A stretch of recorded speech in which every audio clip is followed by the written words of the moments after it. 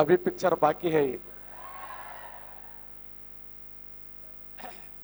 ಕೇವಲ ನಾನು ಅಧ್ಯಕ್ಷೀಯ ಭಾಷಣವನ್ನು ಮಾಡ್ತೇನೆ ಹೊರತು ನಿಮಗೆ ವಿಶೇಷವಾಗಿರುವಂತ ಕ್ಲಾಸ್ ಅನ್ನ ಮಧ್ಯಾಹ್ನ ಆಫ್ಟರ್ ಬಿಸಿ ಊಟದ ನಂತರ ಹವ್ಯಾಸ ಬದಲಿಸಿ ನೋಡು ಹಣೆ ಬರ ಬದಲಾದಿತ್ತು, ದೃಷ್ಟಿ ಬದಲಾಯಿಸಿ ನೋಡು ಸೃಷ್ಟಿ ಬದಲಾದಿತ್ತು, ದೋಣಿ ಬದಲಿಸುವ ಅಗತ್ಯವಿಲ್ಲ, ದಿಕ್ಕು ಬದಲಿಸಿದರೆ ಸಾಕು ದೋಣಿ ತನ್ನ ದಡ ಸೇರಿತು. ಅಸದುಲ್ಲಾ ಬೇಗಂ ಅವರ ಮಾತುಗಳನ್ನ ಸ್ಮರಣೆ ಮಾಡಿಕೊಂಡು ಶಿಕ್ಷಣದ ಕಾಶಿ ಕರ್ನಾಟಕ ರಾಜ್ಯದಲ್ಲಿ ಬ್ರಿಟಿಷರ ರಾಜಧಾನಿ, ಉತ್ತರ ಕರ್ನಾಟಕ ಹಾಗೂ ದಕ್ಷಿಣ ಕರ್ನಾಟಕಗಳನ್ನು ಒಂದು ಮಾಡುವಂತ ಒಂದು ತಂಪಾದ ನಾಡು ಧಾರವಾಡ. ಕರ್ನಾಟಕ ರಾಜ್ಯದ ಎಷ್ಟೋ ವಿದ್ಯಾರ್ಥಿಗಳ ಕನಸು ಧಾರವಾಡದಲ್ಲಿ ಓದಬೇಕು ಅಂತೇಳಿ. ಅಂತ ವಿದ್ಯಾಕಾಶಿ ಎನಿಸಿಕೊಂಡಿರ್ತಕ್ಕಂಥ ಧಾರವಾಡದಲ್ಲಿ SP ವಿಜ್ಡಮ್ ಸಂಸ್ಥೆ ವತಿಯಿಂದ ಒಂದು ವಿಶೇಷವಾಗಿರುವಂತ ಉಚಿತ ಕಾರ್ಯಾಗಾರದ ವೇದಿಕೆ ಮೇಲೆ ಆಸೀನರಾಗಿರ್ತಕ್ಕಂಥ ದಿವ್ಯ ಸಾನ್ನಿಧ್ಯವನ್ನ ಅಲಂಕಾರ ಮಾಡಿದ ನಮ್ಮ ಭಾಗದ ನಡೆದಾಡುವ ದೇವರೆಂದೇ ಖ್ಯಾತಿಯಾಗಿರುವಂತ ಸಾಮಾಜಿಕ, ಧಾರ್ಮಿಕ, ಇಸ್ಲಾಂ ಹಾಗೂ ಹಿಂದೂ ಧರ್ಮಗಳನ್ನ ಒಂದು ಮಾಡ್ತಾ ಆ ಭಾಗದ ರೈತರ ಧ್ವನಿಯಾಗಿ ನಮ್ಮ ಸಂಸ್ಥೆಯ ಮಾರ್ಗದರ್ಶಕರಾಗಿ ದೇವರ ಸ್ವರೂಪಿಗಳಾಗಿರುವಂತ ಪರಮ ಪೂಜ್ಯ ಶ್ರೀ ಚಂದ್ರಶೇಖರ್ ಶಿವಾಚಾರ್ಯರ ಪಾದಗಳಿಗೆ ಅಣೆಮಣೆದು, ಆಕ್ಚುಲಿ ಈ ಕಾರ್ಯಕ್ರಮಕ್ಕೆ ಗೆಸ್ಟ್ ಅನ್ನು ಯಾರು ಕರೆಸ್ಬೇಕು ಅಂತೇಳಿ ನಾನು ವಿಚಾರ ಮಾಡಿದಾಗ ನನ್ನ ಮನಸ್ಸಿನಲ್ಲಿ ಫಸ್ಟ್ ಮೂಡಿದ್ದೆ ಶ್ರೀಯುತ ಶಂಕರ್ ಬೆಳ್ಳಿಬಿ ಸರ್ ಅವರು. ಅವರಿಗೆ ನಾ ಕಾಲ್ ಮಾಡಿದ್ದು ನಿನ್ನೆ. ಇವತ್ತು ಅವರು ಗೌರ್ಮೆಂಟ್ ದಿನ ಇದ್ರೂ ಕೂಡ ಒಂದೇ ಒಂದು ಮಾತನ್ನು ರಿಜೆಕ್ಟ್ ಮಾಡದೆ, ನೀವು ಎಲ್ಲಿ ಇರ್ತೀರಿ ನಿಮ್ಮ ಜೊತೆ ನಾವು ನಿಲ್ತೀವಿ. ಇದು ಒಂದಿಂದಲ್ಲ, ಸರಿಸುಮಾರು ಒಂದು 8 ರಿಂದ 10 ವರ್ಷದ ಅವರು ಮತ್ತು ನಮ್ಮ ಮಧ್ಯೆ ಇರುವಂತ ಗೆಳೆತನ. ಅವರು ಮಾತನಾಡುವಾಗ ಕಣ್ಣಲ್ಲಿ ನೀರು ಬರ್ತಾ ಇತ್ತು. ಅವ್ರು ಮಾತನಾಡುವ ಪ್ರತಿಯೊಂದು ಮಾತುಗಳನ್ನ ಕೇಳ್ತಾ ಇದ್ದೆ. ಯಾಕಂದ್ರೆ ನಾವು ನೀವು ಏನು ಕಷ್ಟಪಟ್ಟಿಲ್ಲ, ನಮ್ಮ 10 ಪಟ್ಟು ಕಷ್ಟಪಟ್ಟು ಅವ್ರು ಯಾರಿದ್ರಿಗೆ ಆ ನೋವನ್ನು ಹೇಳ್ಕೊಳ್ಳಿಲ್ಲ. ಇವತ್ತ ಏನದಾರಂದ್ರೆ KS ಆಫೀಸರ್ ಆಗಿ GST ವಿಭಾಗದಲ್ಲಿ ಉಪ ಆಯುಕ್ತರಾಗಿ ಸೇವೆ ಮಾಡ್ತಾ ಇದ್ದಾರೆ. ಶ್ರೀಯುತ ಶಂಕರ್ ಬೆಳ್ಳಿಬಿ ಸರ್ ಅವರು ಹೇಳ್ತಾ ಇದ್ರು ಏನು ಅಂದ್ರೆ, ನಾನು ಸರ್ಕಾರದ ಚೌಕಟ್ಟದಲ್ಲಿ ಕೆಲಸ ಮಾಡ್ತಾ ಇದ್ದೇನೆ, ನಾನು ವಿದ್ಯಾರ್ಥಿಗಳ ಧ್ವನಿಯಾಗಿ ಮಾತಾಡಕ್ ಆಗಲ್ಲ ಅಂತೇಳಿ. ನಾ ಹೇಳ್ತಾ ಇದ್ದೇನೆ, ನಾವೇನು ಕರ್ನಾಟಕ ಕೋಚಿಂಗ್ ಸೆಂಟರ್ಗಳದಾವಲ್ಲ, ಅಧಿಕಾರಿಗಳದಾರಲ್ಲ, ಅದಕ್ಕಿಂತ 10 ಪಟ್ಟು ವಿದ್ಯಾರ್ಥಿಗಳ ಸೇವೆಯನ್ನು ಮಾಡ್ತಾ ಇದ್ದಾರೆ. ನಾನ್ ನೋಡಿದ ಹಾಗೆ ಅವರು ಪ್ರಾಥಮಿಕ ಶಾಲಾ ಶಿಕ್ಷಕರಾಗಿ ಸೇವೆ ಮಾಡುವಾಗ ವಾಟ್ಸಪ್ ಗ್ರೂಪ್ಗಳ ಮೂಲಕ ನೂರಾರು ಜನರಿಗೆ ನೌಕರಿ ಮಾಡಿಸುವಂತ ಪ್ರಯತ್ನ ಮಾಡಿದ್ರು. ಪ್ರೆಸೆಂಟ್ ಕರ್ನಾಟಕ ರಾಜ್ಯದಲ್ಲಿ SR ವರ್ಲ್ಡ್ ಅಂತ ನಿಮ್ಗೆಲ್ಲ ಗೊತ್ತದೆ, ಟೆಲಿಗ್ರಾಮ್ ಚಾನಲ್.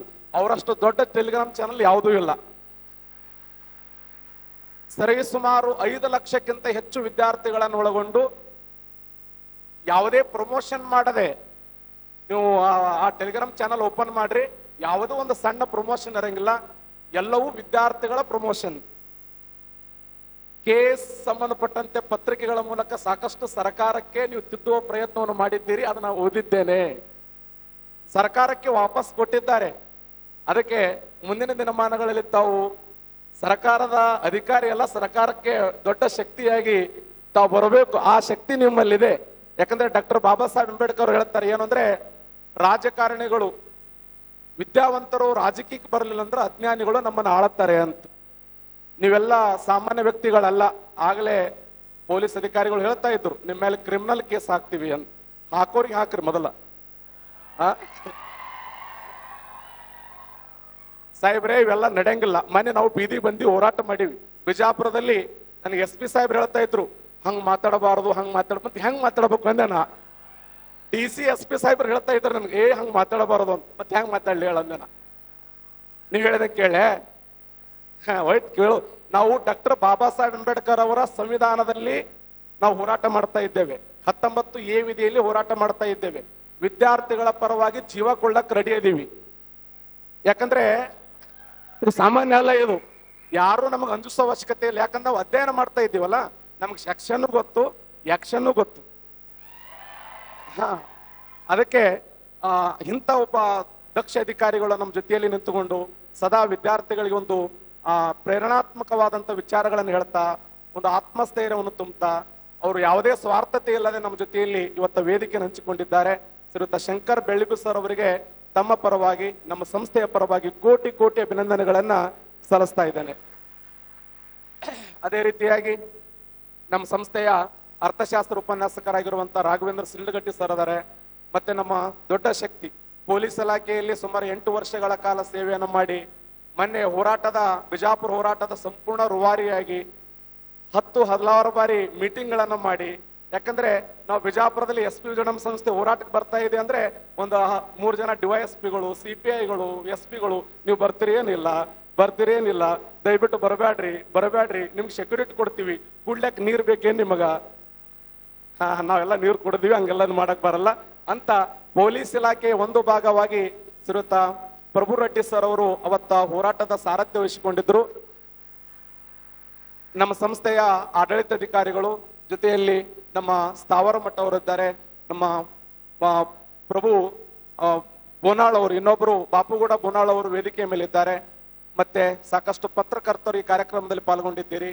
ಮತ್ತೆ ಇಷ್ಟೆಲ್ಲ ಒತ್ತಡಗಳ ಮಧ್ಯೆ ನನಗೆ ಎಷ್ಟೋ ಜನ ಫೋನ್ ಮಾಡ್ತಾ ಇದ್ರು, ಧಾರವಾಡ ಕೋಚಿಂಗ್ ಸೆಂಟರ್ಗಳು ಕ್ಲೋಸ್ ಆಗ್ತಾ ಇದ್ದಾವೆ, ಧಾರವಾಡದಲ್ಲಿ ಯಾವುದೇ ವಿದ್ಯಾರ್ಥಿಗಳು ಕೋಚಿಂಗ್ ಸೆಂಟರ್ಗೆ ಬರ್ತಾ ಇಲ್ಲ, ಎಕ್ಸಾಮ್ ಬರೆಯಕ್ ಬರ್ತಾ ಇಲ್ಲ, ಅಂತ ಸಂದರ್ಭದಲ್ಲಿ ನೀವು ಕೋಚಿಂಗ್ ಸೆಂಟರ್ ಓಪನ್ ಮಾಡಿ ವಿದ್ಯಾರ್ಥಿಗಳಿಗೆ 70,000 1,50,000 ಬಹುಮಾನ ಕೊಡ್ತಾ ಇದ್ದೀರಿ ಅಂದ್ರೆ ನಿಮ್ಗೆ ಎಷ್ಟು ದಮ್ ಇದೆ ಅಂದ್ರೆ ಅವರು ದಮ್ ಅನ್ನುವಂತ ಶಬ್ದಕ್ಕೆ ನಾಂದಿ ಹಾಕಿದವ್ರೆ ಉತ್ತರ ಕರ್ನಾಟಕದವ್ರು, ಏನು ಎರಡು ಮಾತಿಲ್ಲ. ಅದು ವಿದ್ಯಾರ್ಥಿಗಳ ಆಶೀರ್ವಾದ, ನಮಗೇನೂ ಆಗಲ್ಲ, ನಿಮ್ಮ ಸಲುವಾಗಿ ನಾವು ಪ್ರಾಮಾಣಿಕವಾಗಿರುವಂತ ಸೇವೆಯನ್ನು ಸಲ್ಲಿಸ್ತೀವಿ. ಆದ್ರೆ ನಾವೊಂದು ಮಾತು ಹೇಳ್ತಾ ಇದ್ದೇನೆ, ಒಟ್ಟ ಕುಗ್ಗಬೇಡ್ರಿ, ಅಂಜಬೇಡ್ರಿ, ಕುಗ್ಗಬೇಡ್ರಿ. ಒಬ್ಬ ಪ್ರಾಥಮಿಕ ಶಾಲಾ ಶಿಕ್ಷಕರು ಬಿಜಾಪುರ ಜಿಲ್ಲೆ ಬಸವನ ಬಾಗೇವಾಡಿ ತಾಲೂಕಿನ ಹಳ್ಳದ ಗೆಣ್ಣೂರು ಅಂತ ಒಂದು ಸಣ್ಣ ಕುಗ್ರಾಮ. ಸರ್ದು ಹಿಸ್ಟ್ರಿ ಕೇಳಿದ್ರೆ ಅವರು ಮಕ್ಕೊಂಡಂತ ಮನೆಯ ಮೇಲೆ ನೀರು ಬರ್ತಾ ಇದ್ರೆ, ಮಳೆ ಬರ್ತಾ ಇದ್ರೆ ನೀರು ಸೋರ್ತಾ ಇತ್ತು.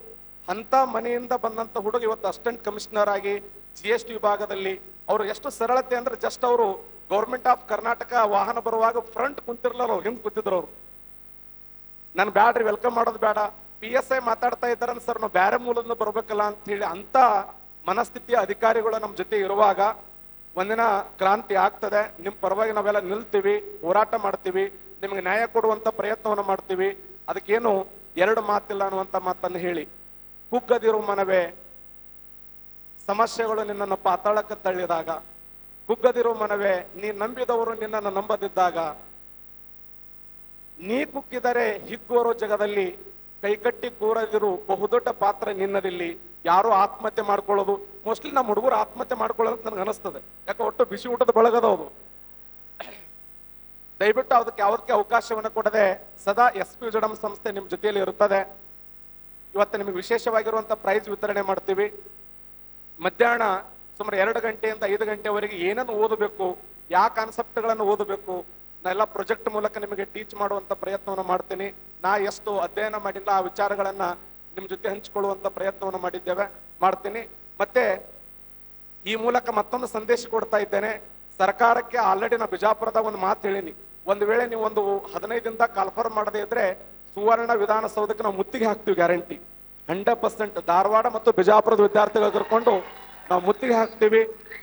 ನಮ್ಮ ಮ್ಯಾಗ ಎಷ್ಟು ಕ್ರಿಮಿನಲ್ ಕೇಸ್ ಹಾಕ್ತೀರಿ ಅಷ್ಟು ಹಾಕ್ರಿ, ತಲೆ ಕಳ್ಸೋಂಗಿಲ್ಲ. ಯಾಕಂದ್ರೆ ನಾವು ಸಂಗೊಳ್ಳಿ ರಾಯಣ್ಣ, ಕಿತ್ತೂರು ರಾಣಿ ಚೆನ್ನಮ್ಮ, ಡಾಕ್ಟರ್ ಬಾಬಾ ಸಾಹೇಬ್ ಅಂಬೇಡ್ಕರ್ ಅವರು, ಭಗತ್ ಸಿಂಗ್, ರಾಜಗುರು, ಸುಖದೇವ, ಚಂದ್ರಶೇಖರ್ ಆಜಾದ್, ರಾಮ್ ಪ್ರಸಾದ್ ಬಿಸ್ಮಿಲ್ ಅವ್ರ ಇತಿಹಾಸ ಓದೋರು ನಾವು. ನಿಮ್ಮ ಕೇಸುಗಳಿಗೆ ನಾವು ಅಂಜುವ ಮಕ್ಕಳಲ್ಲ ಅಂತ ಹೇಳಿ ಹೇಳ್ತಾ ತಮ್ಮೆಲ್ಲರಿಗೂ ಒಳ್ಳೇದಾಗ್ಲಿ. ಮಧ್ಯಾಹ್ನದಲ್ಲಿ ಊಟದ ವ್ಯವಸ್ಥೆ ಇರ್ತದೆ. ಅದಾದ ನಂತರ ನಿಮಗೆ ವಿಶೇಷವಾಗಿರುವಂತ ಕಾರ್ಯಾಗಾರವನ್ನು ಮಾಡ್ತೀವಿ. ಪೂಜ್ಯರು ಆಕ್ಚುಲಿ ಅವರು ಉತ್ತರ ಪ್ರದೇಶದ ಅಯೋಧ್ಯಕ್ಕೆ ಹೋಗ್ಬೇಕಿತ್ತು, ಆದ್ರೆ ನನ್ನ ಒಂದು ಕರೆಗೆ ಅವರು ದೂರದ ಆಲ್ಮೇಲ್ ಸಂಸ್ಥಾನದ ಮಟ್ಟದಿಂದ ಇಲ್ಲಿವರೆಗೆ ಬಂದಿದ್ದಾರೆ. ಪೂಜ್ಯರ ಆಶೀರ್ವಾದ ಯಾವತ್ತು ನಮ್ಮ ಮೇಲೆ ಇರಲಿ ಅಂತ ಹೇಳಿ ಆಶಿಸ್ತಾ ನನ್ನ 2 ಮಾತುಗಳನ್ನ ಮುಗಿಸ್ತಾ ಇದೆ. ನಮಸ್ಕಾರ. ಮತ್ತೆ ಮಹಿಳೆಯರಿಗೆ ಮುಂದಿನ ಟೆಸ್ಟ್ದಲ್ಲಿ ನಿಮ್ಗೆ ಸಪ್ರೇಟ್ ಲಿಸ್ಟ್ ಮಾಡ್ತೀನಿ, ಓಕೆನಾ? ಅವ್ರು ಏನಂದ್ರು, ಸರ್ ಆ ಬಾಯ್ಜು ಜೊತೆ ಕಾಂಪಿಟೇಷನ್ ಮಾಡಕ್ಕಾಗಲ್ಲ ಅಂತ ಅಂದ್ರು. ಒಪ್ಕೊಂಡ್ರೆ? ನೀವು SSLCಯಲ್ಲಿ ಎತ್ತಿದ ಕೈ, PUCಯಲ್ಲಿ ಎತ್ತಿದ ಕೈ, ಡಿಗ್ರಿಯಲ್ಲಿ ಎತ್ತಿದ ಕೈ ಮೇಲುಗೈ, ಆದರೆ CETಯಲ್ಲಿ ಪುರುಷರೇ ಮೇಲುಗೈ. ಅದಕ್ಕ ನಮ್ಮೆಲ್ಲ ಸಹೋದರಿಯರಿಗೆ ನಾ ಹೇಳ್ದೇನಂದ್ರೆ ಮುಂದಿನ ಸರಿ ನಮ್ಮ ಟೆಸ್ಟ್ನಾಗ ಸಪರೇಟ್ ಆಗಿ ಮಹಿಳೆಯರಿಗೆ ಒಂದು ಲಿಸ್ಟ್ ಮಾಡಿ ಅದರ ಟಾಪ್ 10 ರಿಸಲ್ಟ್ ಕೊಡುವಂತ ಪ್ರಯತ್ನ ಮಾಡ್ತೀವಿ. ಆಲ್ ದ ಬೆಸ್ಟ್, ಎಲ್ಲರಿಗೂ ಒಳ್ಳೇದಾಗಲಿ.